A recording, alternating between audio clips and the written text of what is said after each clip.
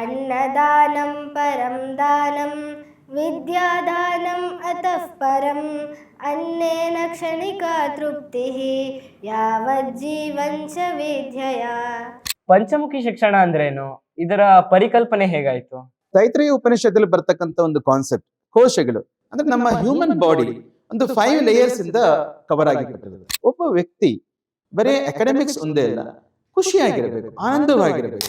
ಆದ್ರೆ ನಿಮ್ಮದು ಶಾಲೆ ಮಾದರಿ ಶಾಲೆ ಅಂತ ಯಾವ ಆಧಾರದ ಮೇಲೆ ಹೇಳ್ತೀರಾ?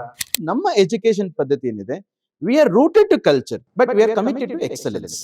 ಮಕ್ಕಳಿಗೆ ಶಿಕ್ಷಣವನ್ನ ಹೇಳ್ಕೊಡಕ್ಕೂ ಮುಂಚೆ ಅಥವಾ ಪಾಠ ಮಾಡೋಕ್ಕೂ ಮುಂಚೆ ಟೀಚರ್ಸ್ಗೆ ಯಾವ ತರ ಟ್ರೈನಿಂಗ್ ಆಗಿರುತ್ತೆ ಮತ್ತೆ ಅವ್ರು ಹೇಗೆ ಪ್ರಿಪೇರ್ ಆಗಿರ್ತಾರೆ?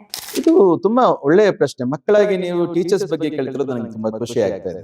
ಮಾತೃಛಾಯಾ ಅಂದ್ರೆ ಏನು? ಮಾತೃಛಾಯಾ ಅನ್ನೋದು ಪ್ರತಿ ರಾಷ್ಟ್ರೋತ್ಥಾನ ಶಾಲೆಯಲ್ಲೂ ಅಪ್ಲೈ ಆಗಿದೆಯಾ? ಇದು ತುಂಬಾ ವಿರಾಳ.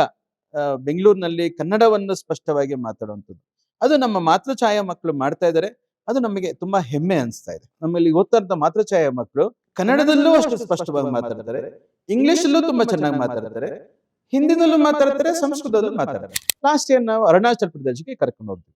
ಅರುಣಾಚಲ ಪ್ರದೇಶಲ್ಲಿ ಅವರ ಒಂದು ಟ್ರೈಬಲ್ ಏರಿಯಾಸ್ ಮನೆಗಳಲ್ಲೇ ನಾವು ಮಕ್ಕಳನ್ನ ಇರಿಸಿದ್ವಿ, ಯಾವುದೋ ಹೋಟ್ಲಲ್ಲಿ ಇರಿಸಲಿಲ್ಲ.